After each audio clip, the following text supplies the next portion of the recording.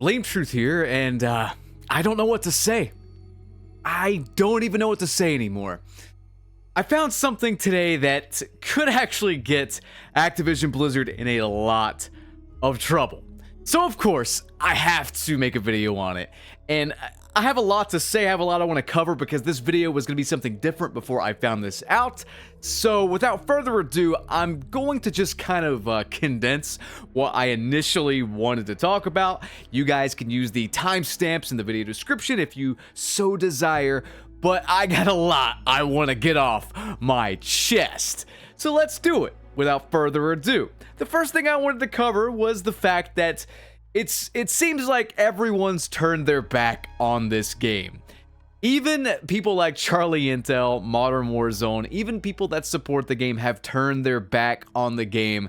And I think at the end of the day, it has to do entirely with a lack of trust and communication. The communication and the trust with this company is at an all-time low. The people talking to us about updates and writing the blog posts and stuff may as well be fucking AI. I mean, it actually could be, is the funny thing, but there's no humanity there. Like, I'm just gonna show you guys an example of what I'm talking about here. We got people just going nuclear on them. And the small things we do hear about their human side, it's always fucking bad. Like they're stealing breast milk, or they're sexually harassing people at Activision Blizzard HQ, or in this case, there was a discussion going on with Exclusive Ace True Game Data and the Ghost of Hope. Just look at this interaction and tell me this isn't the most immature frat boy bullshit you have ever heard, okay? Ace says in reference to True Game Data, I really do think it's a shame that you've never received an invite to an event. It would be great to meet you one day, whether that's at a COD event or some other kind of gaming event down the road. And TGD says, it would be an amazing experience to meet you all. I've met dozens of devs at this point, in person and online. They've all been amazing, but there are two people at the company who just don't like me. And those two people seem to have unilateral control over who gets invited. What the fuck? Hope says, I know exactly who you're talking about, and that guy is a fucking douchebag. I'm sorry, just like, what is this frat boy bullshit? If someone is knowledgeable and passionate about the game, why does like one person get to say whether they come or not? You know what I mean? Like if they're well liked in the community, like let's say Scump, you know, wants to attend this event or whatever. But like if the higher ups don't like him, he doesn't get an invite. What constitutes someone liking you? By the way, like let's continue on here and read more into this. I've never been invited to a single event in 4.5 years of being one of the bigger names in Warzone because of reasons that I'll never know. I heard it was because they think I'm better than the devs because they saw some negative tweet 4 years ago. Feel like I'm the only one defending the devs and being positive about the game, or at least understanding of the issue since I know how difficult programming is. I was also directly told you're not a content creator when I asked why I wasn't invited, despite back then getting 100k to 300k views per video. 25 million lifetime views, partner Twitch streamer with 100 to 300 viewers per stream, when people who got invited have 20 viewers. Oh, and one of the biggest Warzone websites that all the other creators have used to make their content for 4.5 years, with literal hundreds of millions of views. Nowadays, I would understand that response because I don't make much content or stream. Back then, if you think I'm not a content creator, you simply didn't do your job. And this is something that was relayed to me by one of my inside sources. I watched like the Squid Game event where they invited out the quote-unquote top content creators.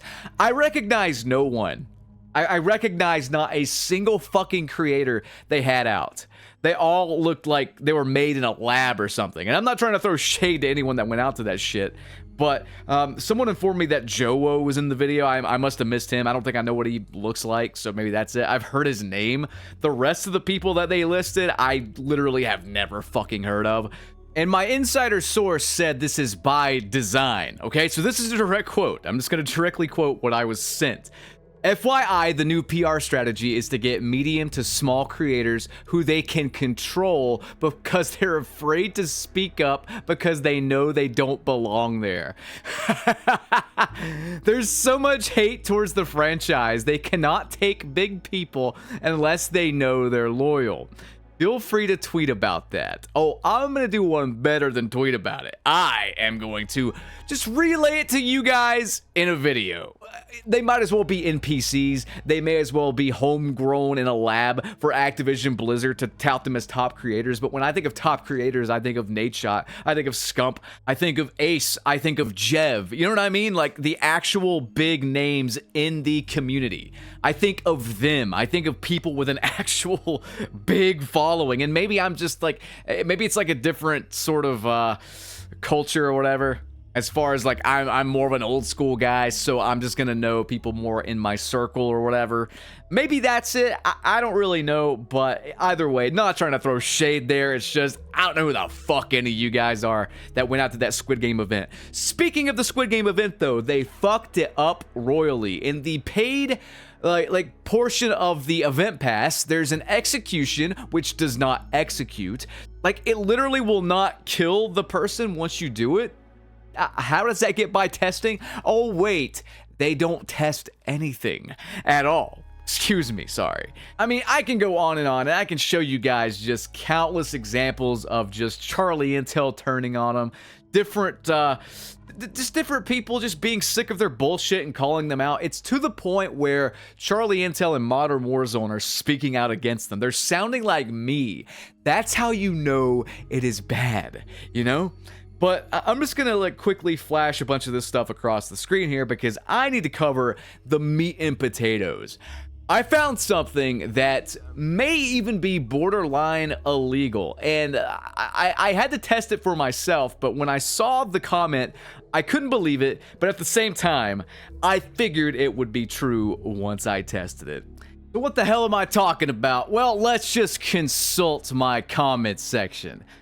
This was very interesting, and I saw it kind of just by chance, and it led me down a rabbit hole, and yeah, you're gonna get the results of what I found here.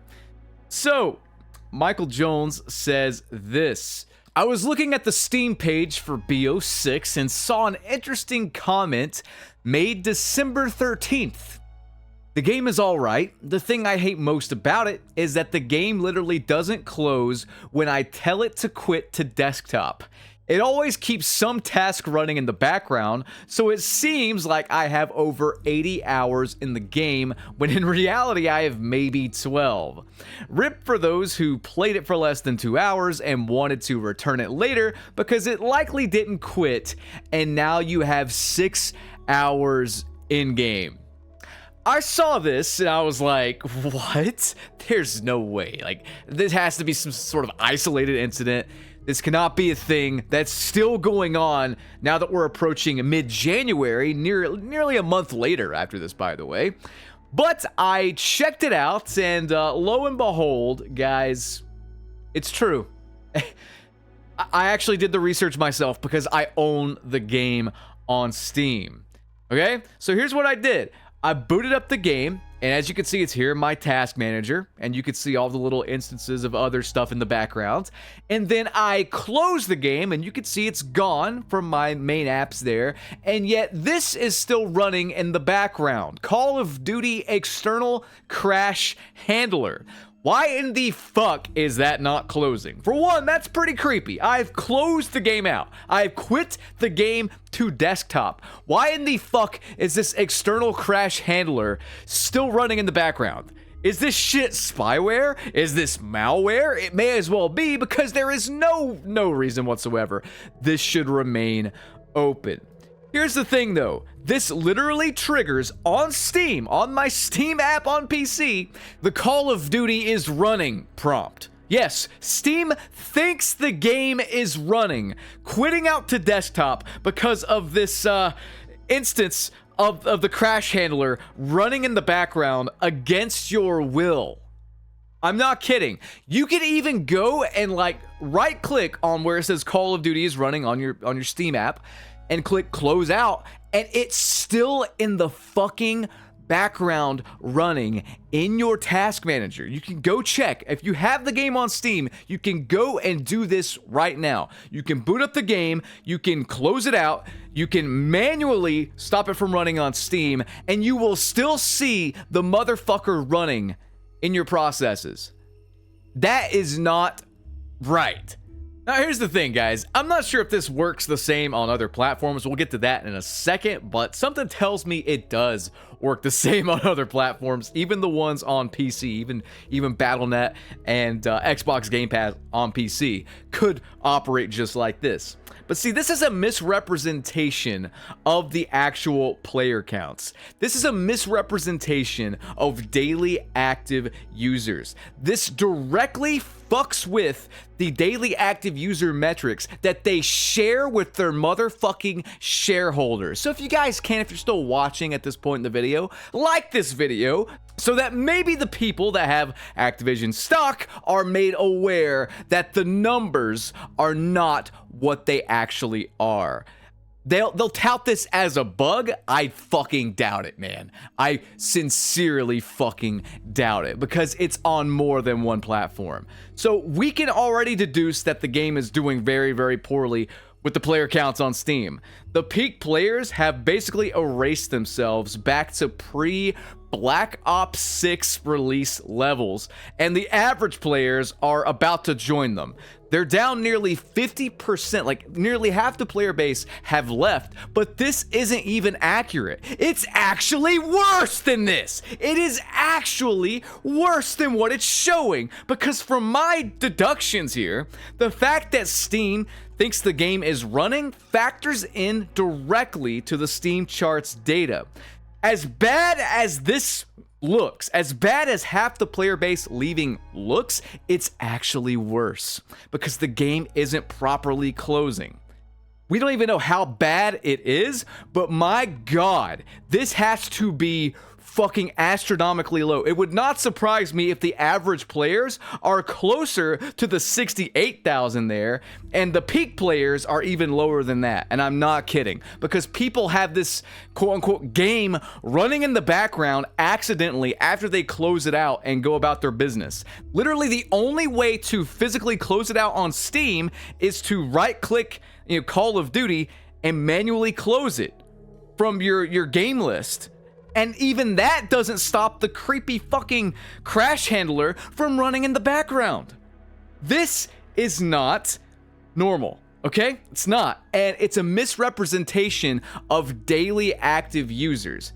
This has to be factored into their internal data as well. And shareholders are not going to be happy being lied to. Whether it's indirect or direct, intentional or just someone being a fucking idiot, it's not right.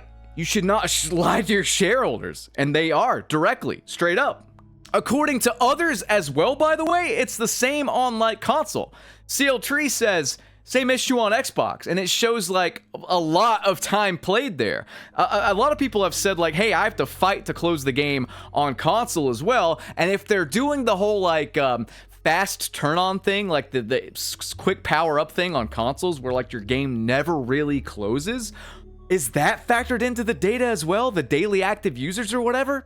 If so, this just seems highly illegal. Does it not? Like, I seriously see no reason why Steam charts would not count a game running on your Steam app as part of the player base actively playing the game. So that alone needs to be addressed. Like, this is not cool. It's just not cool, man.